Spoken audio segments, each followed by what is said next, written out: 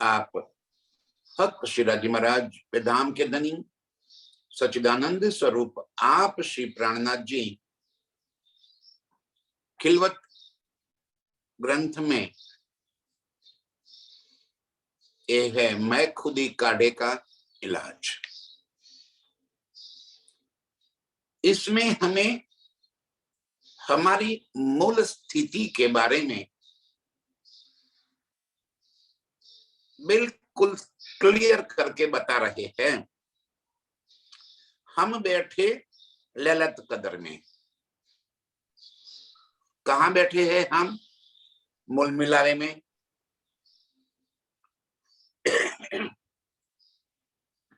आगे क्या कह दिया उन्होंने? हम बैठे वतन कदम तले। कहां बैठे हैं हम? अर्श में, राज्य के चरणों में। तहां बैठे खेल देखत, वहां बैठे बैठे इस खेल को हम देख रहे हैं। और देखते देखते हम इस खेल में इस कदर डूब गए कि स्वयं को हम इस खेल में महसूस करने लगे। तो कह दिया कि हम बैठे ललित कदर में। कहां आ गए हम? खेल में, झूठ में। है कहां? अर्श में, मूल मिलावे में। जो हमारा मूल स्वरूप है वो अर्श में, फरामोशी में। फरामोशी क्या? नींद नहीं है सुंदर साची, ये सपना नहीं है हमारा। ये सपना अक्षर ब्रह्म का है, अक्षर के मन में आया, वो भी नींद नहीं है। अक्षर ब्रह्म भी नींद में नहीं है, वो भी फरामोशी में। नींद और फरामोशी दो के बीच में अंतर क्या है? नींद तो आप जानते हैं कि सो गए, जहां हमें कोई बात का पता ही ना हो उसे कहते हैं नींद। और फरामोशी क्या है? जागृत अवस्था में हम कहीं खो जाए, कोई चीज हम देखते हो, जैसे कोई सिनेमा देखते हैं, मूवी देखते हैं, टीवी में कोई सीरियल देख रहे हैं, या कहीं हम बैठे हैं सत्संग में, चर्चा में, और कहीं काम में बैठे हैं, और वहां बैठे बैठे हमें कोई बात याद आ जाए और हम तुरंत ही अपने आप को वहीं पे पा लेते हैं। जैसे आज चर्चा शुरू होने से पहले किसी बहन को अपने मायके से फोन आ जाए कि मम्मी जी बीमार है, या पापा जी बीमार है, या भाई को ये है, या तो भाई के लड़के की शादी है, या लड़की की शादी है, बस इतना सा फोन आ गया और फिर आप चर्चा में आकर बैठ गए। समाचार मिला कि भाई के लड़की की शादी है, आपका ध्यान कहां चला गया? भाई के लड़के की शादी में। आप यहां चर्चा सुन रही है, आंखें खुली है, कान खुले हैं, लेकिन आपकी सुरता भाई के लड़के की शादी में पहुंच गई। वहां शादी के बैंड बज रहे हैं, वर राजा घोड़े पे सवार होकर यात्रा शोभा यात्रा निकल रही है। चारों तरफ नए नए वस्त्र पहनकर सब माताएं बहने गीत गा रही है, लग्न शादी के गीत गा रही है। शादी की सारी रस्में आप वहां पे करती रहती है। अभी शादी का तो 2 महीना बाकी है, और आप अपने आप को अपने मायके में अपने भाई के लड़के की शादी में महसूस करने लगते हैं। 1 घंटा ये चर्चा चलती रहेगी, आप यहाँ पे नहीं होगे। यहाँ होते हुए भी तो क्या आप नींद में थे? ना, आप जागृत है, और उस जागृत अवस्था में आप कहीं और खो गए हैं। दैट इज द फरामोशी। ये फरामोशी है। हम मूल मिला में बैठकर सोए नहीं है, हम जाग रहे। बस एक ही फर्क आ गया कि हमारी दृष्टि इस खेल के अंदर आ गई और हम अपने आप को, इस तन को देखने लगे कि हाँ, जिंती के दिल के साथ परात्म का दिल का कनेक्ट कर दिया, कनेक्शन हो गया और परात्म अपने आप को जयंती या हम सब के जो तन है उस तन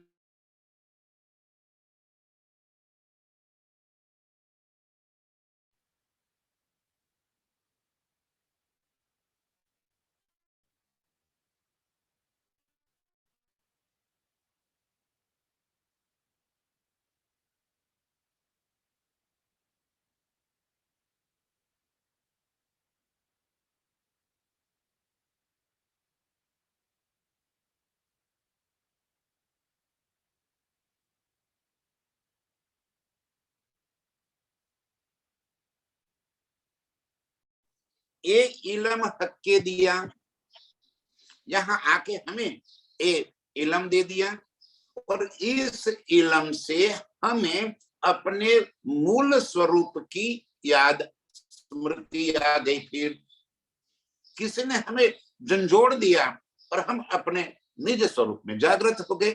एक इलम हमें झंझोड़ता है, याद दिलाता है। इलम ने क्या कर दिया, जो खेल को हम पकड़ के बैठे हैं उस खेल से छुड़ाकर अपने निज स्वरूप की पहचान करा दी। ये काम था इलम का। हम बैठे लैलत कद्र में, संदेशा पहुंचावे तुम, क्योंकि यहां अभी हमें ये बात दृढ़ हो गई, ना ही थे मुकर्रर हक, ना ही माने नाशवान। यहां से हमने तय कर लिया कि वास्तविक अखंड स्वरूप है, आप हो। ये हमारे दिल में इस इल्म से दृढ़ हो गया। इस नाही की मतलब कि नाशवान की भी समझ आ गई और है मतलब जो अखंड है उसकी भी पहचान आ गई। दोनों स्वरूप दिल में आ गए, दोनों की पहचान हो गई। सच और झूठ दोनों की समझ आ गई। अब जब दोनों की समझ आ गई तो स्वाभाविक रूप से झूठ छूट जाएगा और सत्य पकड़ में आ जाएगा।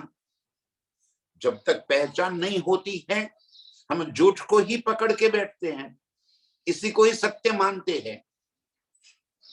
एक इलम हमें वो अर्श की, सत्य की, वास्तविकता की पहचान कराता है और हो गई। अब यहां से एक एक दिल की बात हमारे निज स्वरूप तक पहुंचती है। कैसे? पर्दे से खेल दिखावत, राज्य कैसे खेल दिखाते हैं? अपने दिल रूपी पर्दे से हमें इस खेल के अंदर, हमारी सुरताओं को इस खेल के अंदर उतारे हैं। तो हमारे दिल की एक एक बात मेरे प्रीतम जानते हैं। अर्श में तो है वाहिदत ही, हमारे दिल की तो सारी बातें वो जानते हैं। यहाँ जो कुछ भी दिल में होता है वो भी सारी बातें मेरे प्रीतम जानते हैं, क्योंकि उनके हुक्म से तो ये खेल बना है। सरल बात है सुंदर साहब जी, बिल्कुल सरल है। जब यहाँ भी हमारा अस्तित्व मेरे प्रीतम के हुक्म से हुआ है, परात्म और इस तन का लगाव, उसका दिल का जोड़ान भी मेरे प्रीतम के हुक्म से ही हुआ है। जब उनके हुक्म के सिवा कुछ हो ही नहीं सकता तो हम अपने प्रीतम से कैसे कोई बात छुपा सकते हैं?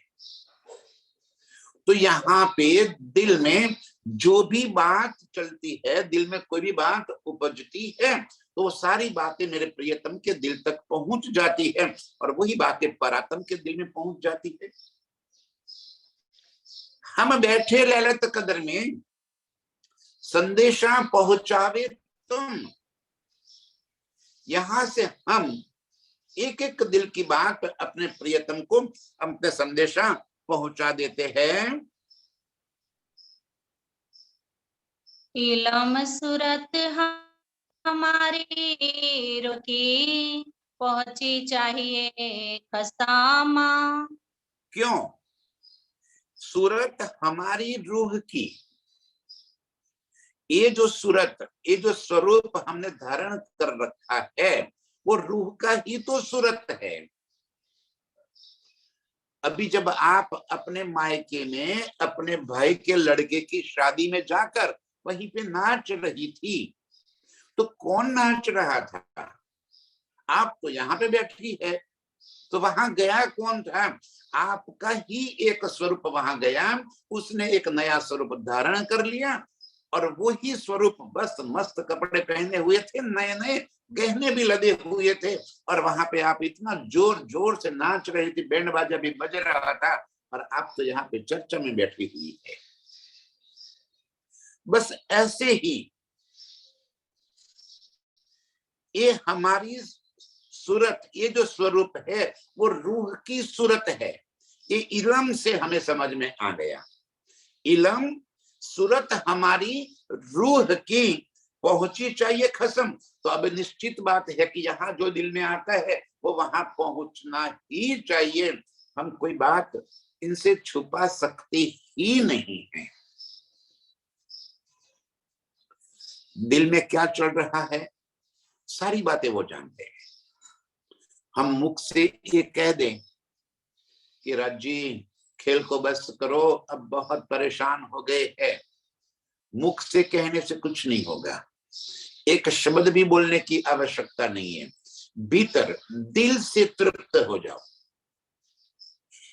कल मैंने कहा था कि अर्श में कोई भी लीला समाप्त तब होती है, नई लीला का प्रारंभ तब होता है जब उस लीला से हम तृप्त हो जाए।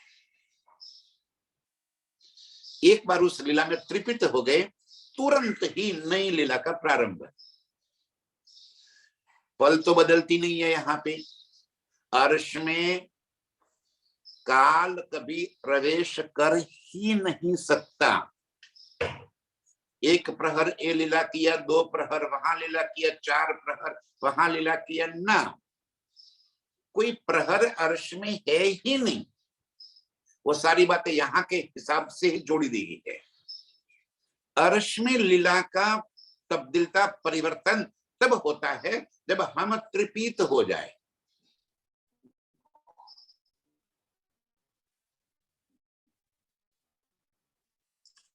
तो यहाँ इस खेल से जब हम तृप्त, एक खेल समाप्त और अपने निज स्वरूप में जागृत। अब तृप्त होना तो आपके हाथ की बात है, तृप्त होना तो हमारे हाथ की बात है कि हम कैसे तृप्त हो जाए। ये संसार की जब तक चाहते भरी पड़ी है तब तक संसार है। जैसे ही संसार की चाहते समाप्त हो गई, निज स्वरूप में जागृत हो गई। ये बड़ी मुश्किल काम है, चाहते समाप्त हो जाना। और ये हमें करना है, ये इल्म हमें ये काम करवाना चाहता है। इल्म सूरत हमारी रूह की पहुंची चाहिए खसम। भीतर जो तृप्त हो गए हैं वो रांची के दिल तक पहुंचना चाहिए। वो पहुंचाने के लिए कोई माध्यम थोड़ी है, किसी चीज की आवश्यकता थोड़ी है, कोई संदेशा किसी के साथ भिजवाना थोड़ी है ना। स्वयं अपने आप तृप्त हो जाओ, तुरंत वहां मैसेज पहुंच गया। पहुंची चाहिए खसम, तुरंत ही वहां पहुंच जाता है। तो कुरियर सर्विस थोड़ी करना है, मैसेज थोड़ी भेजना है ना। आप तृप्त हो जाए, चाहते दिल में भरी पड़ी, ऐसे ही संसार की चाहते समाप्त हो गई, हम अर्श में जागृत हो गए। बस इतना सा ही तो है। और इतनी सी बात को खेल का इतना भारी बना रखा है, कितना भारीपना आ गया है। समझ लेने की बात है। 2 चौपाइया हम बैठे वतन कदम में, धनी के चरणों में बैठे हैं, कहाँ बैठे खेल देखत, वहां बैठे बैठे खेल देख रहे हैं। हम बैठे ललित कदर में, हम कहाँ आ गए खेल में, अपने आप को इस खेल में महसूस करने लगे।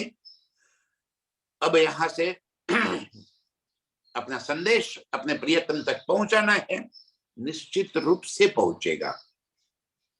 और क्या संदेश पहुंचाना है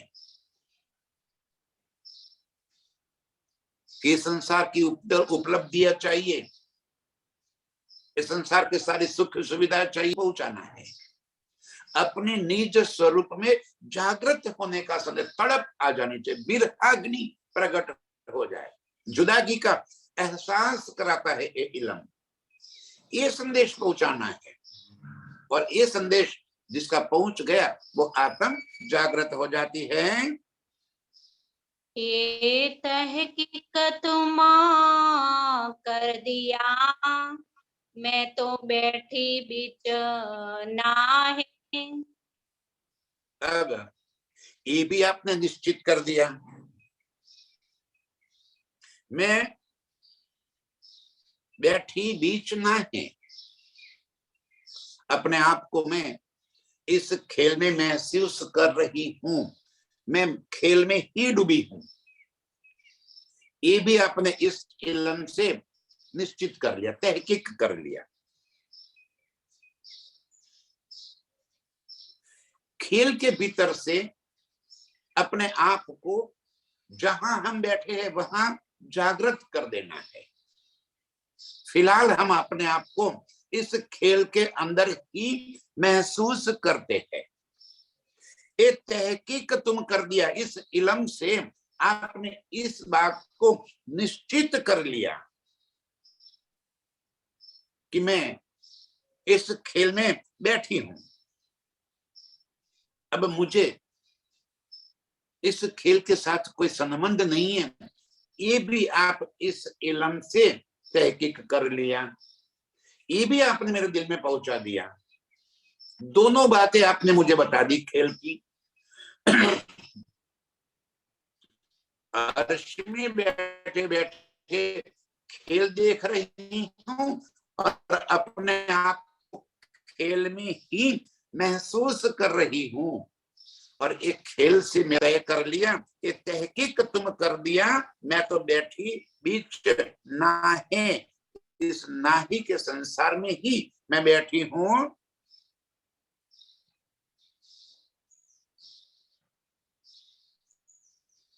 इन विध खेल देखावत हक नाही के माहे। इस तरह धनी जी हमें इस नाशवंत में हमें उतार कर एक खेल दिखा रहे हैं। बस एक खेल ही है हमारे वास्ते, इससे ज्यादा कुछ भी नहीं।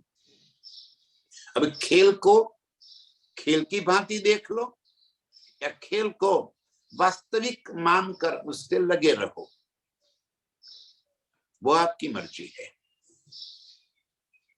आप खेल को सत्य मानकर खेल से लगे रहो, ये मैं हूं, ये मेरा परिवार है, मेरी प्रतिष्ठा है, मेरा धन दौलत है, आपकी मर्जी,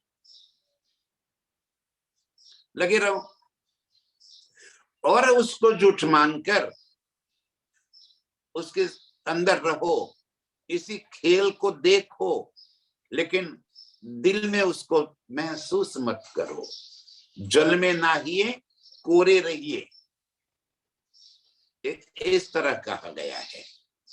खेल में ही रहना है, लेकिन खेल कहीं दिल को टच न कर जाए, स्पर्श न कर जाए, दिल के भीतर न आ जाए, इसकी चाहते भीतर न आ जाए।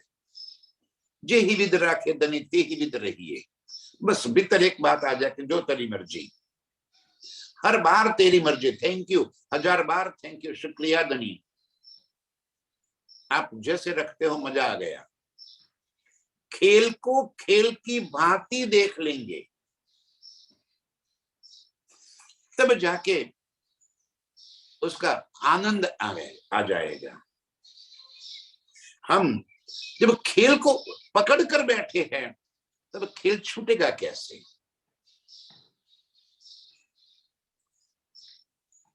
इन विध खेल खिलावत अक नाही के माहे। धनी ऐसे हमें इस खेल को महसूस कराते हैं।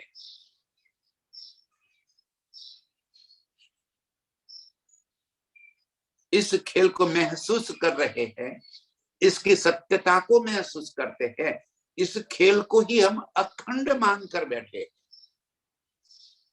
इसके सुख कायम के सुख मानकर बैठे हैं, जबकि यहां हमारा कुछ भी नहीं। ये तो ये बात होगी कि हम कहीं घूमने चले जाए, कहीं होटल या धर्मशाला में रुक जाए और धर्मशाला को ही अपना निवास स्थान मान ले। हम यहाँ इस धनी ने खेल दिखाने को लिए उतारे हैं और खेल को हम अपना मानकर खेल के साथ जुड़ गए हैं। बस ये भ्रमणा जो हमारे भीतर पैदा हुई है, उस भ्रमणा को हटा देना है। और एक इलम हमें सत्यता की पहचान करा देता है। इन विध खेल देखावत